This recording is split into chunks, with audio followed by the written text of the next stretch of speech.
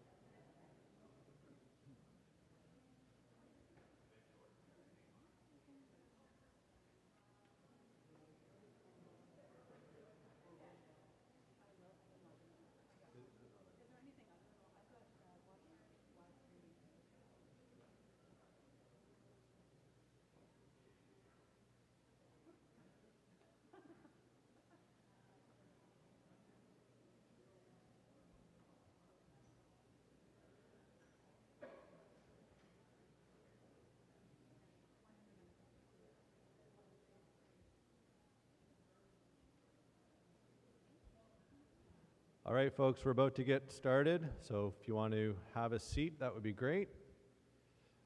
Some are just topping off their coffees. You're welcome to have a seat. Lots of seating up here at the front if you'd like.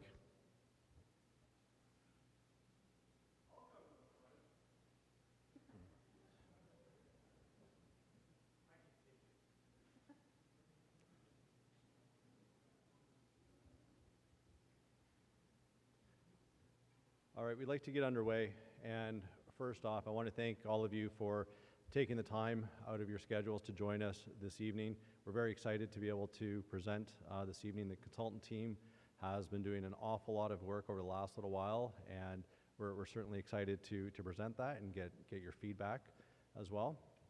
And as we get started, I do want to acknowledge the land on which we are gathering. Oakville, as we know it today, is rich in the history and modern traditions of many First Nations, from the lands of the Anishinaabe to the Attawandaron and Haudenosaunee. These lands surrounding the Great Lakes are steeped in First Nations history. As we gather today on the sacred lands of Treaties 14 and 22, we are in solidarity with Indigenous brothers and sisters to honor and respect Mother Earth, the original nations of the trees and plants, the four-legged, the flyers, the finned, and the crawlers as the original stewards of Mother Earth. We acknowledge and give gratitude to the waters as being life and being sacred, and to the carriers of those water teachings, the females.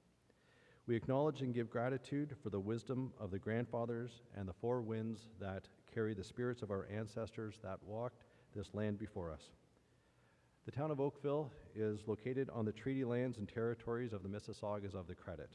We acknowledge and thank the Mississaugas of the Credit First Nation, the treaty holders, for being stewards of this traditional territory.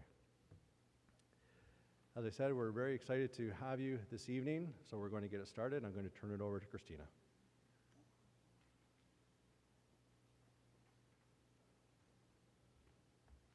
Hi, everybody. My name is Christina Bagataviches, and I'm the public consultation lead on this project, and I'm delighted to be here today. I'm also so grateful for all of you for making the time to come out and to talk with us today. So I'm a third-party facilitator, and my role is to ensure and support as much public input as possible on this process and on this project, which is a role I love doing. And so it's wonderful to see that the room's filled today, and I look forward to engaging and connecting with you all. I thought what I'd start off by doing is going over the format for today and what you can expect over the next 2 hours. So first off, we'll have about a 30-minute presentation that we'll be sharing. We'll have the consultants sharing their work. They'll look at the existing conditions and constraints and share that. They'll share draft vision and principles, and they'll talk about next steps as well. So our goal in the first step is to really keep you as informed and as up-to-date as possible on our work. Following from our presentation, which will be about 40 minutes, we'll have a Q&A that's open, and so I'll be moderating that, and we would welcome and invite you to ask any questions on Midtown you might have, and then we'll have our consultant team here, along with some representation from the town, to respond to your questions as best as we can.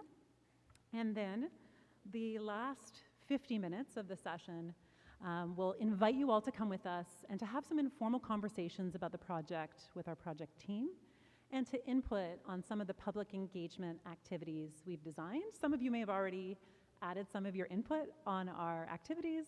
There'll be an opportunity to do that at the end of the session. So we'll have about 40 minutes for that as well.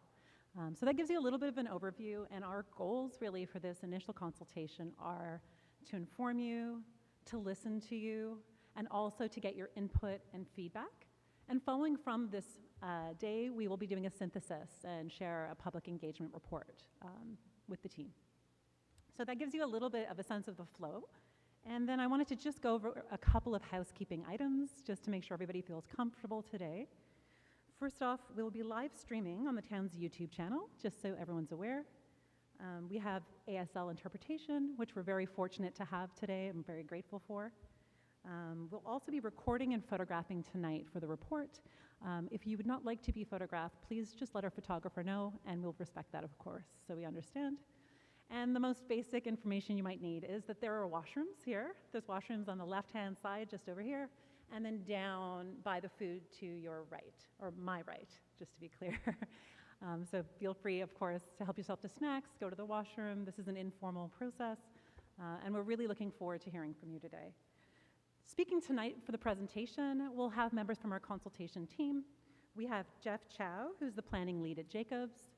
We also have Lee McGrath with us. She is the urban planner and a partner at Urban Strategies.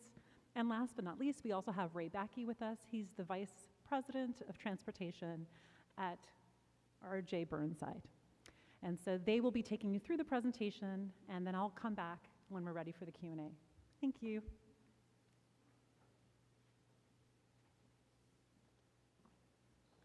Thanks, Christina. Good evening, everyone. So just a quick agenda for what we're presenting about tonight. So I'm just going to give a quick introduction of who we are, why we're even here, and where we are in the process. So it's fairly early on for us. As Christina mentioned, we're going to go through a bit of an existing conditions, constraints, and some of the opportunities that we see in the Midtown area. We're going to go through some of the draft vision and principles that we see here, and that we want your feedback and input on. And then we're going to go into some of the next steps in our program. So who we are, we're a consortium of consultants. We've been retained by the town of Oakville to help deliver the Midtown Implementation Program. My name is Jeff Chow. I'm an assistant program manager, and I work for a company called Jacobs. We're really leaders in program management and infrastructure implementation. I'm supported by a pretty broad team here with us. Urban Strategies, who are leaders in city building and placemaking with extensive experience in the GTA. RJ Burnside, who are infrastructure planners and design experts with a specific experience in Oakville and the Midtown area. NBLC, who are municipal and corporate real estate development feasibility specialists that'll really help us understand market conditions in Oakville and the GTA. Watson and Associates, who are financial consultants that are familiar with funding tools and legislative requirements within Oakville. Bespoke, who Christina's right here, as you've just met, who are leading the public engagement and communications for us. And GLPI, who is a facilitator and a stakeholder engagement specialist that will help us deal with some of the stakeholders within our program. So why we're here, we're looking to develop, as part of our program, a range of policies, plans, and strategies to guide the growth and development of Midtown through 2051. Part of our process includes updating the official plan amendment for the area, as well as developing a range of plans that will build and shape the community and really prepare it for growth. And that includes topics such as transportation, water and wastewater, stormwater, utilities, public realm and open space, urban design, community energy, schools, economic development, phasing, and funding and financing. And our program is going to be broken down into about 7 phases. So right now we're in the first half where we're completing our official plan amendment process. We're just near the end of our first phase, which is what we're here to present to you about today, the discovery, vision, and principles. After this, we're then going to move into a second phase to develop some land use block concepts. We're then going to get your feedback and come back with a preferred option, and then we're going to develop a final recommendation for the official plan amendment.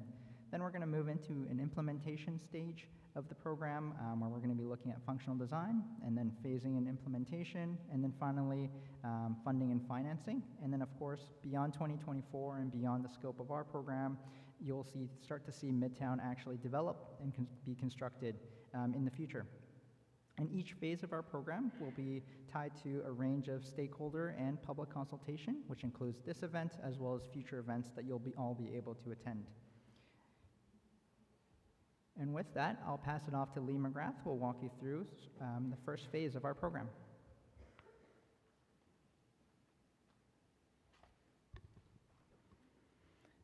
Good evening, everyone. Thank you, Jeff. My name is Lee McGrath, and I'm a partner and planner at Urban Strategies. And as Jeff mentioned, Urban Strategies are the planners and designers supporting the Midtown Official Plan Amendment process and the Midtown Implementation Program.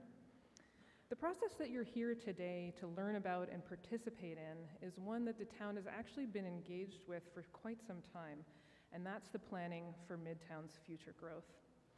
And what we're doing with the official plan amendment process is seeking to update the town's official plan, which is its high-level policy document, which sets expectations for change and growth to reflect an updated approach for Midtown to manage its future evolution.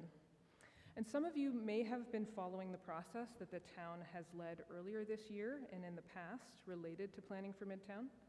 And as an outcome of previous council meetings, it was determined that we needed to take a step back and bolster our comprehensive understanding of the constraints and opportunities here, integrate planning, urban design, transportation, and servicing expertise into the policy development process, host a more iterative public engagement process with you and stakeholders, with the ultimate objective of proposing updated draft policies for Midtown's future.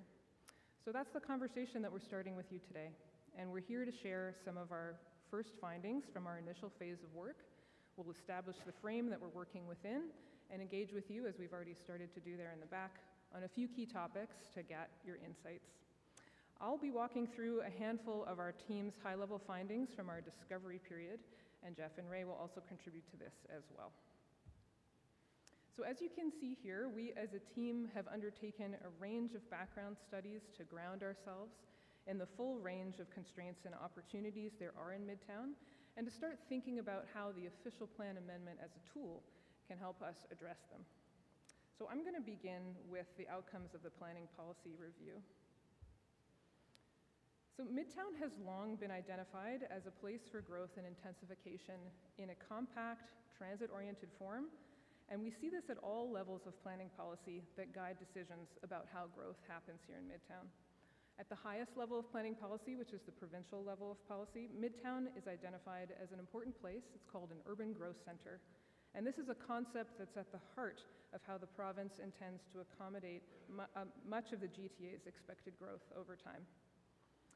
Since 2006, in fact, the growth plan, which is for the Greater Golden Horseshoe as a region, the province has been promoting the kind of intensification and transit-oriented communities as a more environmentally responsible way to grow that optimizes public investment in higher order transit, maximizes ridership, minimizes the need for more land-consumptive forms of housing, and importantly, increases the supply of housing.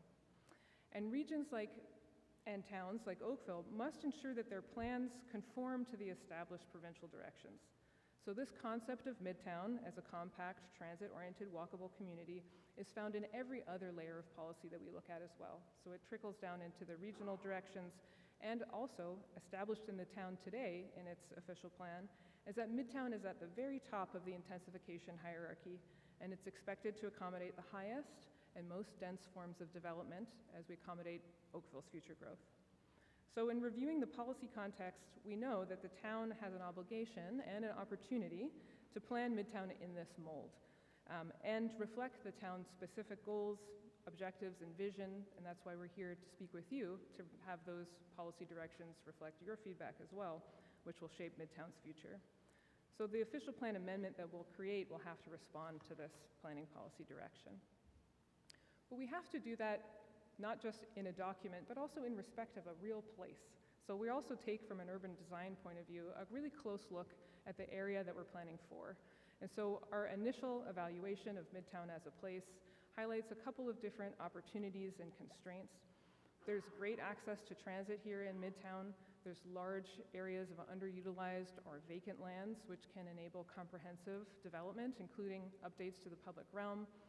But there's also significant constraints. So Trafalgar Road is a barrier between the east and west sides of the area, the QEW and the rail corridor, and redevelopment will also be limited to some extent due to the location of the hydro lines.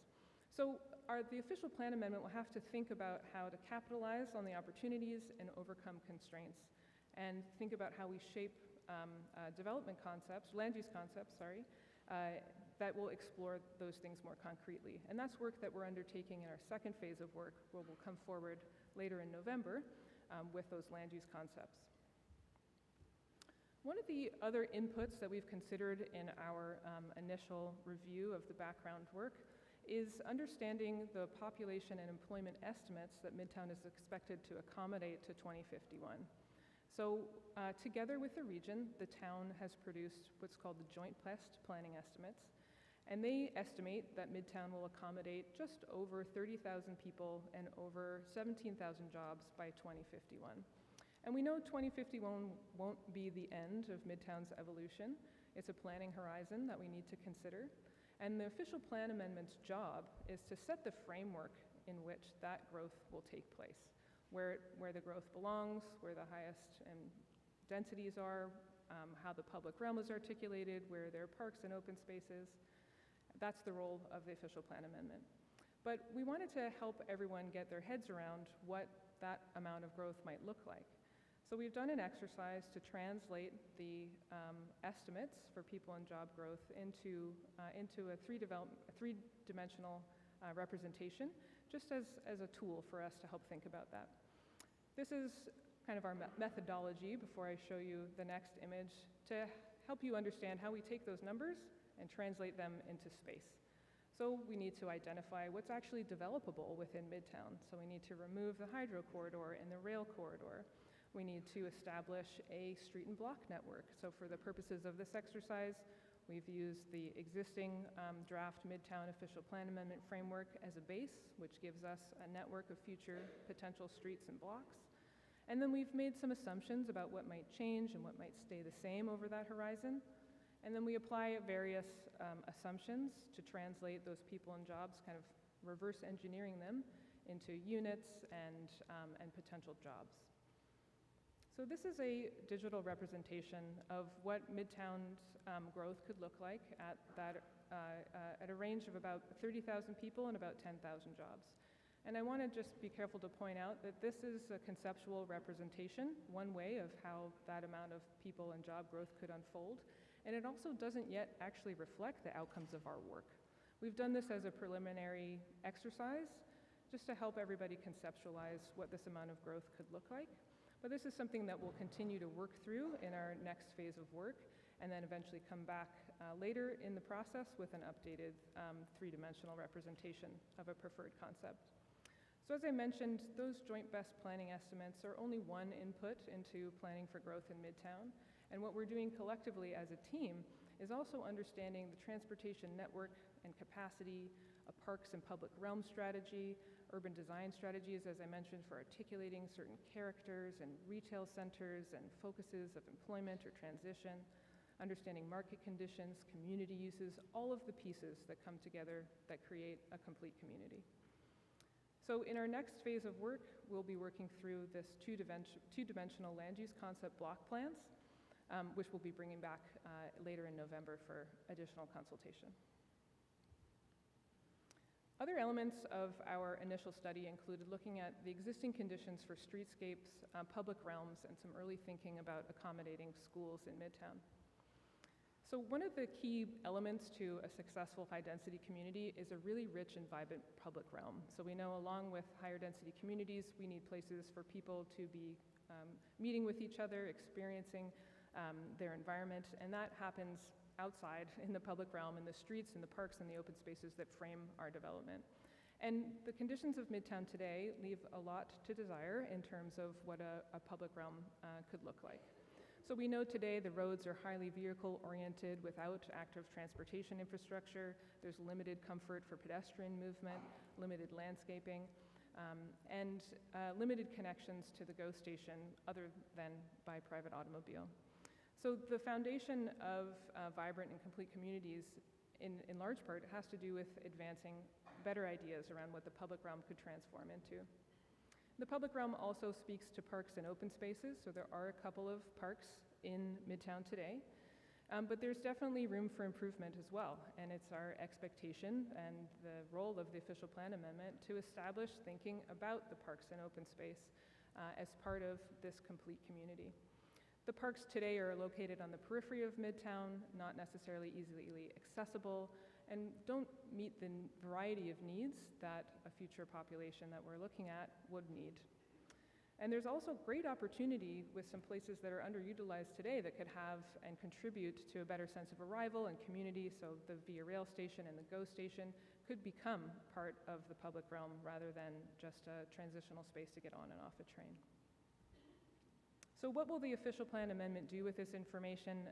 We'll consider the right policy directions and the right kind of concepts to create a public realm network that really advances the objectives of having vibrant, lively open spaces with improved connectivity and a range of different types of spaces that can enhance the livability of a community that Midtown's expected to evolve into. And then post the OPA development, future in the implementation program, a more detailed public realm master plan will also be developed by Urban Strategies. One of the other things that we look at is understanding community services in a growing area like Midtown, and schools are a piece of that, and were of particular interest as we started this process. And in intensification areas like Midtown, we have to think about accommodating schools in different forms, and they require more creative, innovative design thinking and approaches beyond what we typically see today in a suburban context.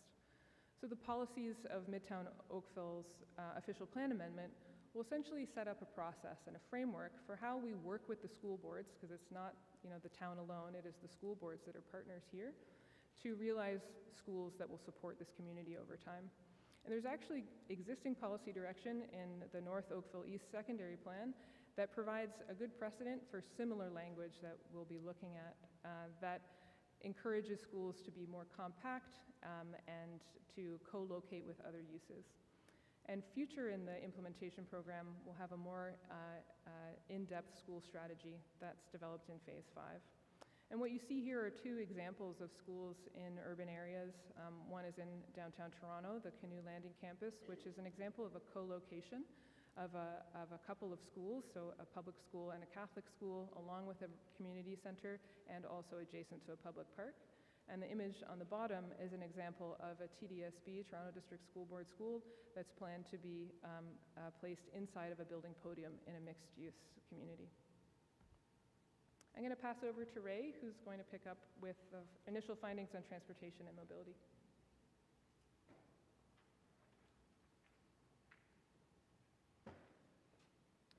Thank you, Lee. I'm pleased to be here today speaking to you. My name is Ray Backey. I'm a transportation planner and traffic engineer, and I'll be discussing the work that we're initiating for the transportation strategy that will accompany the official plan amendment. We'll be developing a transportation master plan for Midtown with a new vision to accommodate the intensification and meet the objectives described by Lee in the previous sections of the presentation. We recognize that there is a need, there'll be a need to have a departure from the existing transportation context. The current context is highly auto-dependent. Despite the transit node of Oakville GO Station, there are currently 4,400 GO parking spaces and another approximately 3,000 private parking spaces, where parking takes up a large portion of the western portion of Midtown. And that influences the choice of mode of travel in Midtown. The majority of the road and highway network dominates the transportation system, including the QEW and 403, Trafalgar Road, Cross Avenue, and South Service Road. There are few local road connections, sidewalks, and safe cycling routes. Oakville GO Station is the focal point of the transit system, with 16 Oakville transit routes linked to the GO Station. And in the future, there will be improvements to the GO rail service with the regional express rail improvements and with 15-minute or better all-day service. But there are even constraints associated with that in terms of priority for buses, or lack of priority for buses to the GO Station. The plan, the initial vision for development includes significant intensification, as mentioned, almost 50,000 people and jobs by approximately 2051. This level of growth cannot be sustainably accommodated with the current focus on the private automobile. Within the Midtown area, we see a need for new residents and employees to make use of more sustainable modes of travel. This need for sustainable solutions is more significant given the barriers associated with Midtown, including the QEW to the north, the rail corridor to the south and east, and 16 Mile Creek on the west side. The current transportation system has limitations in terms, including limited priority for pedestrians, cyclists, and buses, and a high supply of free parking accommodating vehicle travel. So we have developed a preliminary vision and objective statement. To accommodate growth in Midtown, there is a need to identify and develop solutions for all seasons. And that's actually something that we've heard in some of the comments, even in the first half hour of this meeting from attendees, that is accessible to everyone in a phased approach that supports development as it proceeds. And that includes a local road grid of roads that have a human scale and that prioritizes walking and high-quality dedicated cycling facilities. That street designs accommodate safe and direct pedestrian and cyclist movement. That there be new crossings of physical barriers to accommodate active transportation, transit, and goods movement, as well as commuter traffic. And that transit priority measures are allowed to support efficient transit operations for Oakville Transit. Parking supply and regulation plans that balance operations with sustainable objectives, and that there are connections to town and region-wide initiatives for transit and cycling. Our next steps through this process will be to confirm. Which regional nodes are you thinking of, actually? Are there any concrete plans to get us to Milton, get us to Guelph, get us to anywhere except for Toronto and Hamilton?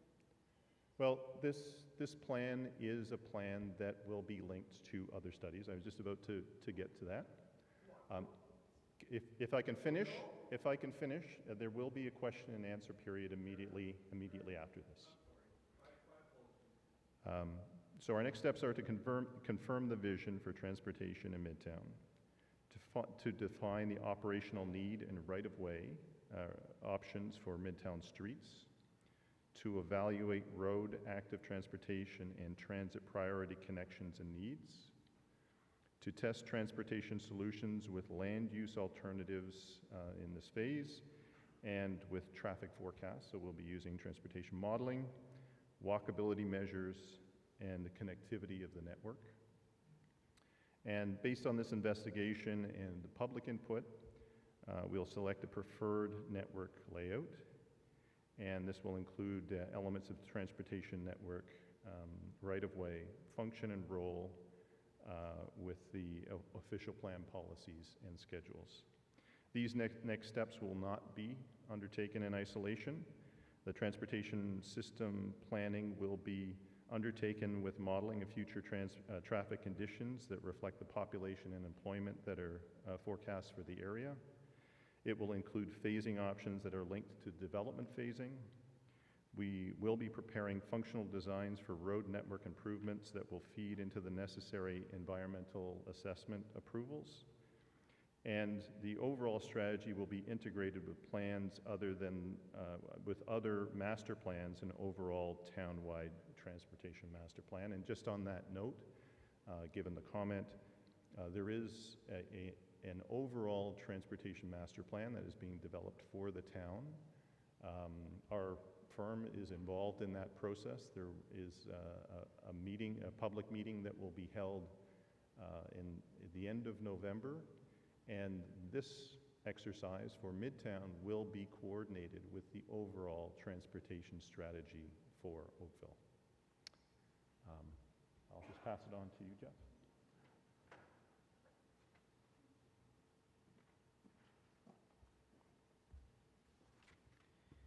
Hey again. So beyond just transportation and some of the public space elements and planning elements that Lee has talked about and Ray has talked about, there's also other components to supporting some of the growth in Midtown, including servicing. And one of those key pieces is sewer and water infrastructure. And we understand there's obviously existing infrastructure in place that supports some of the adjacent communities, and we'll need to continue to accommodate those as we develop the plans for Midtown. As well, there's been previous servicing capacities and planned growth numbers that have been developed by the region, and we'll be working with them to update those numbers to better align with our plans and making sure that we're aligned with theirs. As we've mentioned, the joint best planning estimates were developed jointly between ourselves, the town and the region, and those numbers will be used to forecast the population and jobs and used as a way to plan for future capacity. And so the next steps for our official plan amendment is really to update the water and wastewater modeling alongside the region, to coordinate with them to develop the water and wastewater infrastructure that aligns with our future road right-of-ways, and considering those water and wastewater capacity limits in our OPA policy development. As well, further along in our program, we'll be developing an area servicing plan and a functional servicing plan that aligns with the functional design, as Ray has mentioned, with that road network and providing adequate service to all the proposed land blocks in the area. And then beyond that, we'll be looking at ways to phase that out, as well as how to fund and finance those. Similarly, with stormwater, the area is fairly impervious. It's fairly paved in a lot of areas. There's a lack of drainage infrastructure, and there's riverine flooding. And so we'll be looking at opportunities for water quantity, quality, and water balance control across the site. We'll be developing stormwater strategies to address those issues across Midtown, and we'll be integrating those stormwater strategies within our OPA policies and schedules. And then beyond that, we'll be working with some of our stakeholders, such as Conservation Halton, to understand flooding risk, spills, some of the stormwater capacity constraints, and making sure that we're adequately addressing them within our functional design and functional service planning, as well as phasing and funding and financing. There's also some other infrastructure considerations that we've looked at a high level to advise us as we move forward in this process. So one of those is hydrogeological and geotechnical. So we've done a very high-level investigation, and it is our understanding that it's the general bedrock within the Midtown area is a good foundation to support a range of different foundation elements that can support, underground parking facilities, multi-story complexes, and high-density housing projects. And what this really means for the official plan amendment is that there's no overarching geotechnical constraints. Of course, individual lands will need to be investigated further as the buildings are developed. We do have to be mindful of the groundwater depth and its implication on our building depths and how deep we can build, and how we manage the stormwater and water balance on those locations. Further, there's a need for energy planning within the area. We're going to utilize the framework that's set out by the Oakville Community Energy Strategy to apply those similar principles within Midtown, which is really looking to create a district energy system that can provide heat and power to multiple buildings across the area, which improves energy efficiencies and climate benefits and improves the potential uses of renewable energy sources. Of course, there's limited space above and below ground to implement certain infrastructure, and there's a cost to all this, and we want to make sure our solutions are cost effective, that can be delivered in a phased approach with all the fragmented ownership across the Midtown area. So as part of our OPA, we'll be making sure that we're exploring enabling policy for district energy and renewable energies, and making sure that it's aligned with the direction of the community energy strategy. And we'll be further in our program, evaluating district energy opportunities and providing some recommendations as part of Phase 5. And just to highlight some of the financial implications and some of the market overview that affect the Midtown area. So we understand there's a range of key funding tools that we'll need to be aware of that'll really bring the Midtown and infrastructure that we're planning for to life. So this includes a range of funding tools for the towns, such as the Development Charges Act, the Planning Act, Municipal Act, and other sources. Bill 23 has also had several implications to development charges, some immediate and some longer term.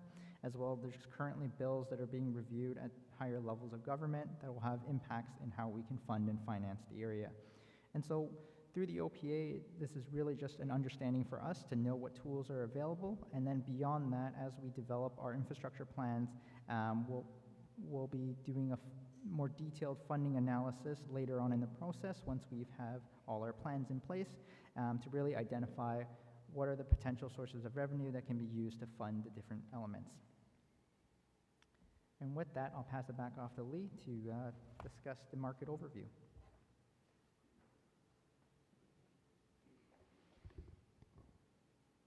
Thank you, Jeff. One of the things that we have to recognize as we're planning for Midtown Oakville is that we're not doing that just in an isolated box of looking at policy only, but we're doing that within an active market and an environment that's changing. And so having an understanding of the market as we embark upon this process is quite important for us. Through one of our other co-consultants, Barry Lyons, they provided us a market overview of which I'll convey the highlights. So we know that high interest rates and remote work have definitely slowed demand for development, both on the residential and office fronts.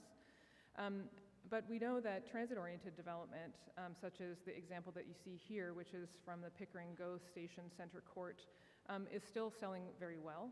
They sold 95% of their units in just under 3 days, over 3 days in September of this year. And Oakville continues to perform relatively well as a high-demand community within the GTA. The office market has definitely slowed. There's a historic low demand, even in higher demand office areas such as downtown Toronto. And we know that office market demand is generally centralized in downtown Toronto. However, we do also have an obligation to think about the future and to also think about how to balance the people and jobs that we want to see realized in Midtown over time. One of the things that MBLC's study highlighted is that additional neighborhood amenities such as parks and open spaces and community facilities play a really large role in attracting investment to new communities in particular. And so that's one of the things that we can really take on in terms of the official plan amendment, is considering strategies to improve those amenities within Midtown Oakville, as I talked about the public realm earlier, and coordinating development with investment in infrastructure to make it a very attractive place to invest. So that will be something that we look at through the official plan amendment process. And then future in the implementation program, there will be a completion of a development strategy and municipal land acquisition and disposal strategy, which will be part of the implementation of Midtown overall and providing the town with more information about how to undertake that work. I'll also describe an initial approach to the overall vision and principles. And really what I'm providing here is just an overview of the activity that we have at the back of the room that we really want to encourage your participation with. So there is an existing goal and development objectives for Midtown in the town's current official plan. And I won't read this all to you, it's all present there for you in the back. But what we really want to hear from the community is what elements of this goal and objectives really speak to you, what things are missing, what's most important to you, what would make Midtown's vision even stronger. So please join us at the back when we get to the activities portion of this evening to help us understand where your priorities are with regards to the vision and the principles. Jeff will close us out with the presentation period for the next steps. Thanks, Lee. So as I mentioned at the start of this, we're only in phase 1. This is really the first step of our program, and we're here to get your feedback on that first phase tonight and get some of your inputs as we build into the future phases and provide us your inputs for our work. So what you can expect to be coming or upcoming, phase 2 will be starting to develop some of those land use block concepts, looking at the land uses and what potentially could go into Midtown. So with that phase, there will be a committee of the whole meeting, number 4, in about mid-November. There's also an associated stakeholder engagement round, and then in late November, we'll be coming back to you, the public, with another round of public engagement and a bit more of a workshop format to work through some of those land use block concepts and give us your feedback. Once we get some of the feedback from there, we'll then be building it into a preferred option. There'll be 2 committee of the whole meetings in December and in January as we start to develop a preferred option, and then having some of those preferred options with complementary policies for the official plan amendment, and we'll be coming back out with a public engagement number 3, likely early in the new year. And then finally, the last phase of the official plan amendment process will be a statutory public meeting at the end of the first quarter next year, where we'll be presenting the draft of the OPA. And with that, I will pass it back off to Christina.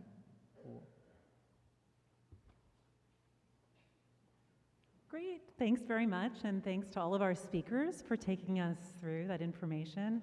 I also appreciate that there's a real density and complexity to the topics that we've introduced today. So of course, we need to provide an opportunity to ask some questions. So to give you a little bit of context for the next 30 minutes, we'll have a question and answer period. And so what we'll do is we'll have our panelists who are speaking today alongside representation from the town. I'll act a little bit as air traffic control and try to the best of my ability to identify the most appropriate person to answer the question. And what I'd love to do is we'll have 2 roving mics moving around. So if you do want to ask a question, we just ask that you raise your hand. I'll try to the best of my ability to do a first come, first serve approach. And please wait until the mic. We'd love to hear what you want to ask. We'd ask if you can please be as focused as you can in your question. We'd be really grateful as well. The reason for that is we want to just ensure that we can hear from as many people as possible through the Q&A process. We'd also ask that together we maintain as respectful a space for each other as possible. We recognize there are differing opinions that happen in community consultations, and we want to welcome everyone's perspectives in this process. So with that said, we will have some mics moving around, and my colleague Kate is right here. And I see many hands up already, which is wonderful. And I'm going to start with the shirt in blue because I believe the gentleman there was the first person to raise their hand. Yeah, hi. My name's Nick Hutchins. I used to be a councillor here. Oakville has a policy of following the architectural minimum requirements of 2.2 hectares per 1,000 population. When I left council, we were sitting at 1.89 and decreasing. With 60,000 people, that makes you needing at least 132 hectares of open space. The only way you're going to get that is put all the roads and everything underground. So basically, the buildings just come up out of essentially a park all the way around them. That's one of my comments.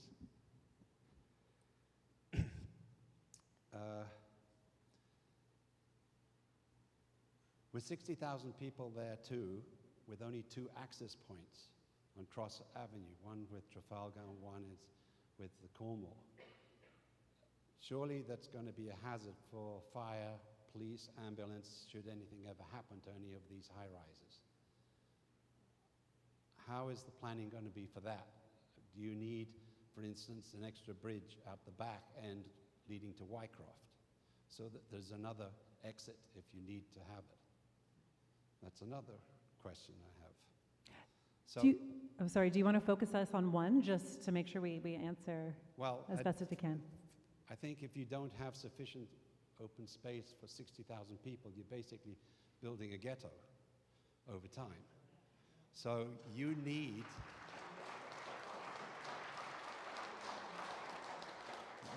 you need to go the extra mile. The cost is kind of irrelevant over time because you're not building this for 4 years, 10 years. You're talking 50 years, 100 years. And it's going to get denser down here. So we need open space. Thank you. Okay, and from the project team, Lee, does it make sense? We'll invite Lee. Thank you for your comments, and I may also rely on my friend Gabe here from the town to help with the details of your parkland bylaw. But we have 103 gross hectares, I believe, in Midtown today. So the ratio that you've described is a different type of ratio that's not applied today, if I'm not mistaken. The parkland bylaw has a different parkland rate for growth. There's no doubt that I totally agree that open space is critical for high-density communities like Midtown, and the intent of the official plan amendment is to utilize the full extent of the tools that the town has at its disposal to require the parkland dedication that is enabled through the powers of the Planning Act to the town. And as I described in the presentation, the public realm network is a really critical piece to the planning framework overall. And it'll definitely be a focus of the land use concepts that are coming forward and a key focus of the intent of the OPA as a whole. If there's any details that you'd like to offer, Gabe, please go ahead. Thanks, Lee. So just to complement what Lee was saying as it relates to the overall provision of parkland across the municipality, we're working through a parks plan right now, and that is something that we'll be bringing back to council this year as a new draft, as an updated draft, because if you recall, there were some recent changes to the Planning Act, which puts a cap on how much land or cash we can take as it relates to new development. And the other factor is that council has never suggested that they want to walk away from the 2.2 hectares per thousand. So the question is, and this is what we're trying to answer through the Parks Plan as a strategy of how do we then acquire those lands across municipality? So while you may not have the extent of land, green space and playgrounds and things like that directly in Midtown, the idea is that you still have that across the municipality. Midtown's going to be different, and as Lee is saying, the parkland will be delivered in a different way. Thank you. Certainly the person with the glasses up front, I know you're keen. Oh, yes, oh, sorry. There was one other qualifier to the question that we want to just respond to from the previous one. My apologies. Please. Yes, and I believe the comment related to the limited number of access points to Midtown, traffic access points to Midtown, but also access points for transit and active transportation. That is a concern and certainly something that we'd be looking at. I guess just a little bit of history. When Midtown was looked at just over a dozen years ago, there was an environmental assessment for transportation improvements in and around the area. And that did include grade separated crossings for active transportation, but also an extension across, a road extension across the QEW accessing the Midtown lands. That environmental assessment was completed and approved, and that is certainly an option that we will be carrying forward through our evaluation.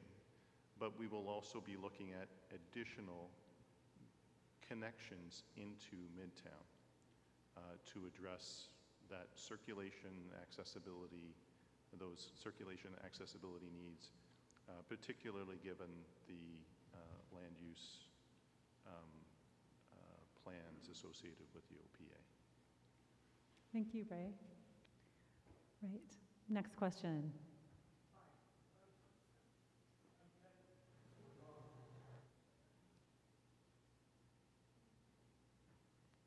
So I'm just a story about my experience. It's being here from work. I live just across the street on the Green. I drive through this map area 4 times a day. As you can tell, I'm a construction guy. I'm pro-development. Let's build. However, transportation is not something we should look at. That's foundational. It's gridlock. This is Oakville. Come on. It takes way too long to get across the bridge. I want to see more people, a more vibrant community, but let's face it, we are not public transit, bicycle community. We want cars. So I understand in the future, this is a 30-year plan. Some of the studies they're quoting are 5 years old. They're completely out of date because of the pandemic. What if we just start with a little smaller and do some building and make sure the traffic works, so that we can get to work and buy our groceries without burning a gallon of gas at red lights. That's my whole thing. I appreciate your question. I just want to check if, I appreciate your comment. I wanted to check if you have a question within that, or if you just wanted to, yeah. Did you have a question you wanted to share as well as part of that? Yes. Why aren't there any politicians here? You guys are all consultants. We do have 2 members from the town here with us this evening as well to represent the town's perspective. Anybody, I think? All right. Person with the cap and the black shirt? Sure, I'll spread back next, I promise. My apologies. Hello, hello. Thank you very much. I have been living in Oakville for almost a decade now. I'm a newcomer to Canada, and I have insight in all across the world. And as a member of the younger generation, I would like to say that this plan is incredibly, incredibly awesome, and it gives opportunity for younger people to afford housing and to move around without being car dependent. And I would also like to add that a comment the gentleman made over here is actually very good. It takes so long to get around town. The reason why it takes so long to get around town is because of car dependency. Oakville is a very, very small municipality. If everybody drives a car, nobody's gonna get anywhere because the roads are so congested. By allowing people to cycle, use transit, and walk, there's less people on the road and driving around becomes more convenient and faster. So this is the start to a more sustainable city. Now that I addressed that, I would like to ask the question of, with this really awesome plan that I think really will really improve Oakville and the transportation and the livability of the city, I'd like to ask that, so as I can see and from what I have read, the plan is very long-term and we can't really expect to see results very soon. I would like to ask if there's any sort of plan for making use of the undeveloped areas around Oakville Go right now that could have been used, at least temporarily, for some sort of like summer event, just to make that area a little bit more lively. Great, thank you very much. Does anyone from the team want to answer that? Maybe I can start with that one, and I can pass it on, see if my town colleagues would like to add. But I think that's a great suggestion. I think that's something we would want to look at as part of our phasing strategy, especially as some of the initial buildings do get built out. There's going to be underutilized land that's, you know, planned for future infrastructure and other services that, you know, wouldn't be used until they're needed. And so I think that's a great suggestion. It's something we'll take back and definitely look at, to use some of that space to do a bit of programming and allow some of it to be used as public space in the interim. So I really appreciate the suggestion. All right, I'm going to cast my eye to the back because I realize it needs a little bit of love. The person in the aisle with their hand up in the inner aisle in the back. Apologies, I can't see shirt from here. Hi there. So we're concerned about the high-risk proposal with the current economic climate, which I know you touched on briefly, but what if the builder runs out of money, as the builder did in that huge tower at Yonge and Bloor in Toronto recently? That's just been abandoned. And what's being done by the town or their consultants to make sure that this doesn't happen? This is extra concerning, considering that Warren Buffett recently warned that there's a storm brewing in the commercial real estate sector. I'm not sure if you have read about that, which could engulf the banks and impact the broader sector. And part two to my question was about affordability. I just wanted to touch on that for this gentleman who just asked the question. There's a condo that I just looked at Bronte and Old Bronte Road and Dundas, just south of there. It's a 6-7 story building. There's a 1-bedroom condo for sale right now. It's less than 600 square feet, and it's $585,000 and $370 a month in condo fees. There's no pool in this building. So what can you assure us that this is affordable housing for people? $585,000 plus $370 a month is a lot of money for a teeny tiny little space that the real estate agent said was good for a family. You can't, there isn't even, the living room, kitchen, dining room, eating area is about, is so small. You can't swing a cat in this thing. And the laundry facilities are, washer dryer, are in the closet that's in the bedroom. People can't live like that, and they shouldn't be expected to. If you're gonna build housing, make it affordable, make it big enough that people can live in it, actually live in it. That's mine. Thank you. So I'm hearing a question around the financing and around affordability. Who's in the team? Yeah, I can take a response to those. So with regards to what if a builder runs out of money, the role of the planning framework is to set the expectations for development, and then it's up to the individual developer to assess their risk and make a decision about whether or not they're prepared to come forward with financing and other things. That doesn't really intersect with the planning process that's managed by the town. So that's a separate consideration that a land developer would assess as they bring a potential application forward.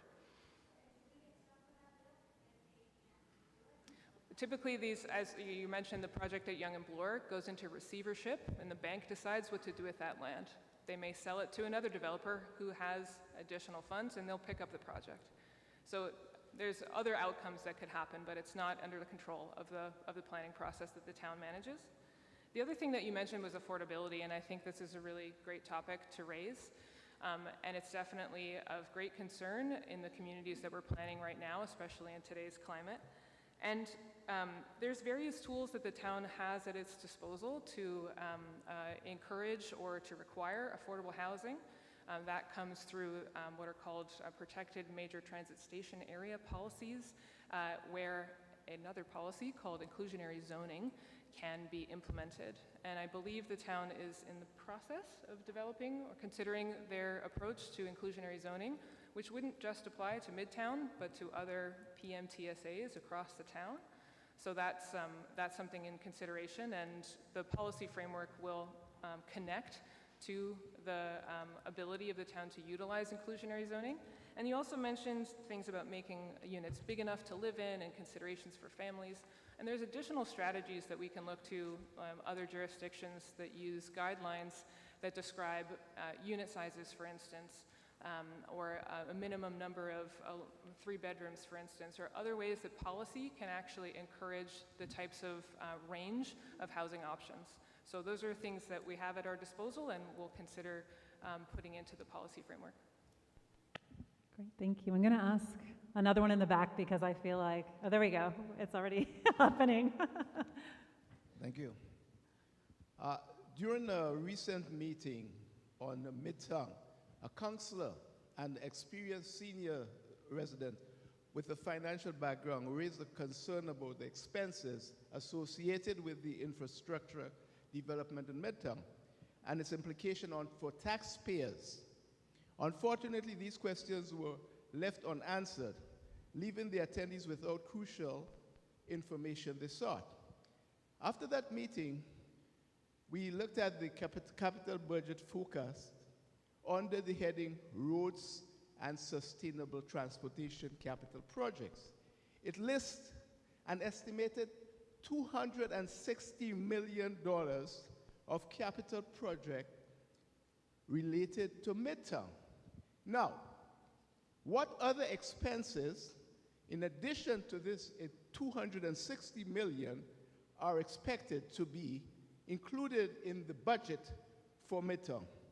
Additionally, what will be the total cost to taxpayers for this project? And if the precise amount is currently unknown, could you please provide an estimate?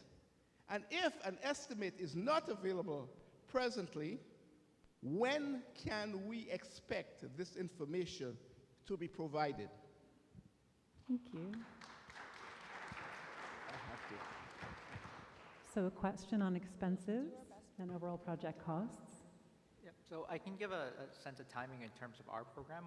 So throughout the early part of next year, we're expecting to develop our infrastructure plans. That'll include a costing component, and then we'll move into a phase in the latter half of the year to look at the funding and financing tools to actually achieve those pieces of infrastructure. And maybe I'll let Phoebe comment on sort of past infrastructure commitments that the town has made. Correct. My name is Phoebe Fu. I'm the Commissioner of Community Infrastructure. As Jeff mentioned, the implementation plan will outline the estimates for the infrastructure required and for Midtown, and at that time, we will have the amount for you. Further, what is already included in the town 10-year capital plan and beyond, and is included in our development charges study, is in the amount that you mentioned about the capital projects related to Midtown. Primarily, development charges are paid for by the developers. So that is one of the funding mechanisms that you saw earlier in the presentation. So once we know the estimate, then we will review the funding options per the presentation, and then we will be able to answer your question as to how much is on the taxpayers versus how much is development charge based. However, at this point, the $260 million that you're referring to, they are primarily development charges and paid by the developers.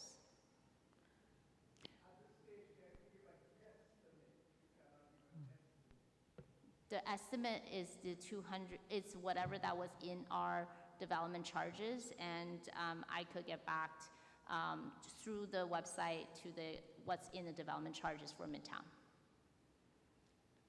Okay. We'll take one more question in the back, and then maybe we'll give a few in the front. Thank you very much. I was wondering if the town was interested in car sharing. Is there any thought about that? Maybe a question for Ray, car sharing? Yes, we will look at a range of options for just mobility in general. So sort of all modes and methods of accessibility to mobility for the residents within Midtown and those who are accessing Midtown. So car share would be a consideration along with other micro-mobility and shared transportation options. Is that something that you're looking at in the near future or 2050? So we will be looking at car share and shared mobility as part of this transportation master plan, which we'll be studying over the next year. It will also be part of the overall transportation master plan that the town is undertaking that will be occurring over the next 18 months. I just have one more question. Lee was saying that there were 20,000 people coming into the development, and then you said 50,000. So I'm just, or 30,000 and 50,000. So I'm just wondering which number is right. I can clarify. Yeah, so Ray used a combined number of people and jobs, so he added the two together. And again, these are estimates. So this is an estimate done together with Halton Region and the town. And I think I said just over 30,000 people and over about 17,000 jobs. But again, that's not an absolute, it's not a guarantee. It's an estimate that we use as part of our inputs as we think about long-range planning. Great, we've got about 5 minutes left. I still saw some raised hands. Let's gravitate towards the front a little, although in the back is way wide on the next round. Lady in the front. Hello, my name is Renee Carlson. I'm a longtime resident of Southeast Oakville, and I have a concern with regards to wastewater management.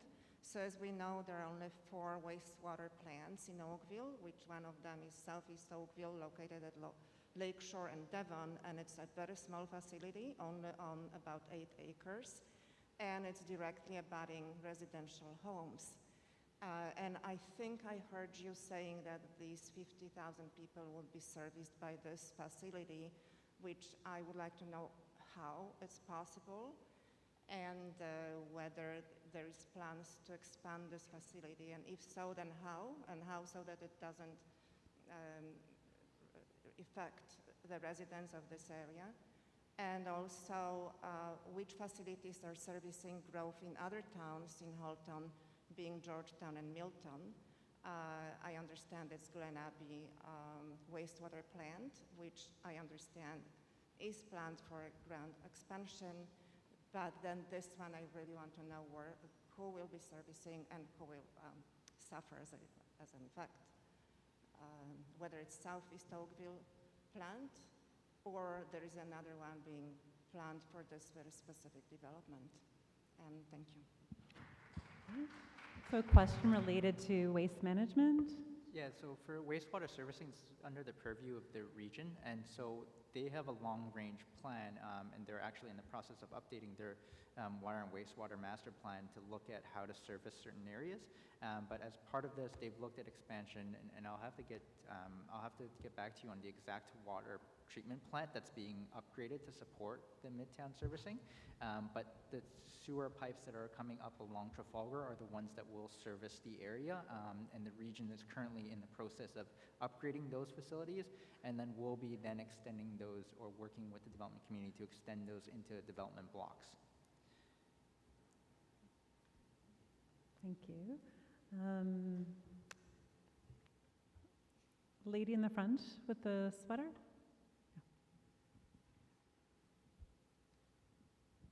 We're just grabbing you a mic. Okay, maybe this isn't pertinent, but this is my observation. Can you hear me? Okay, where was the planning with the city when the market trends along the Dundas, the construction of all those multi-apartment buildings, where was the green planning there? There's no trees, there's no setbacks. When we had to build back in the 70s and 80s, we needed setbacks, you know, for greenery, for plants. Those apartments are right on the road. Those people are breathing carbon monoxide.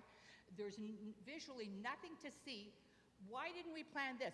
And now my question is, why are we all of a sudden, every city along Canada, North America, planning the same agenda?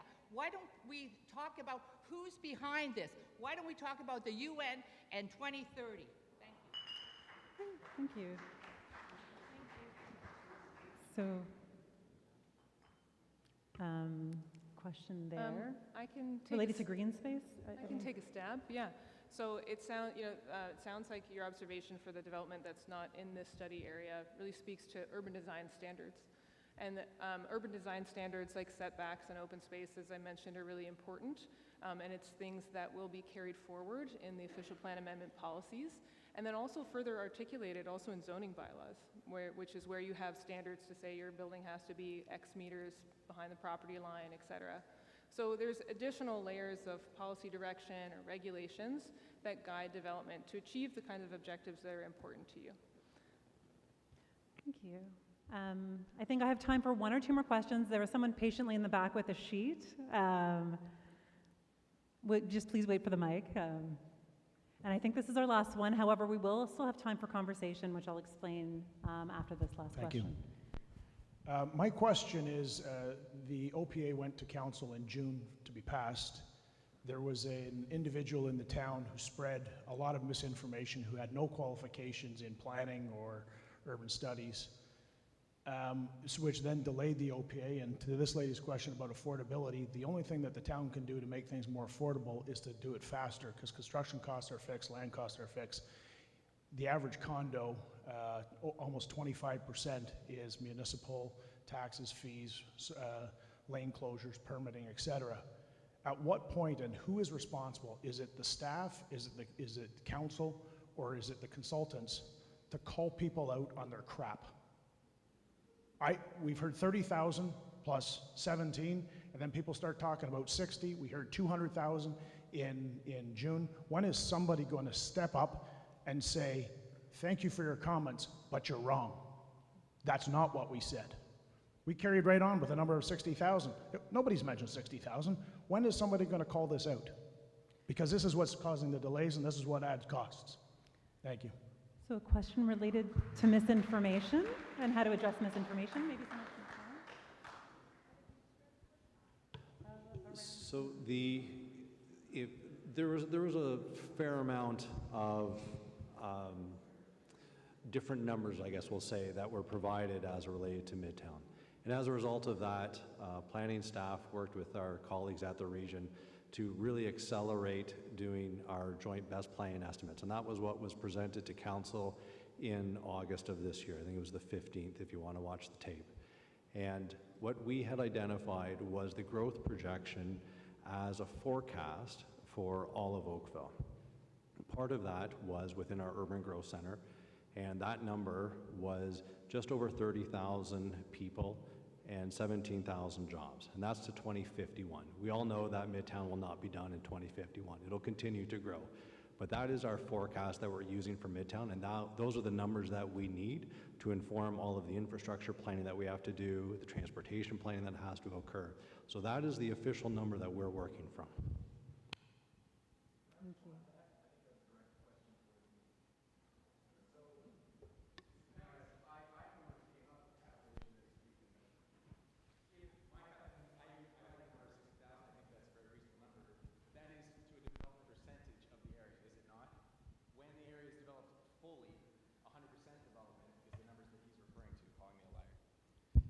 So I actually measured the area, measured the developable area, multiplied it by the 10 FSI. I laid this all out for anyone who can do math to read, and then laid it out for everybody. So I was just wondering if you have a final population target for the area. And I know that 2050 is not, it's difficult to extrapolate further out from that. But based on a 10 FSI development in the developable area, assuming the same rules of the proposed OPA, what is the total population of the area?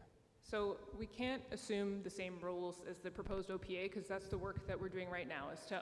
I know, and the methodology that you laid out is exactly the methodology that we use to do this type of work, is to understand what are the development parcels, what's the FSI that's assigned to them, what's an assumption that we can apply for people and jobs, and then that gets us to a conceptual output of people for an area. That will be work that we are undertaking through the process that we go through, so I can't provide you with a future evolution of Midtown number on the spot right now, because we are in the process of doing that work. But we do intend to come forward with those land use concept plans along with draft densities for those areas that will help us inform not only achieving the 2051 numbers, but it will also indicate what the very long-term future could hold for Midtown. Oh, that's okay. You speak my language.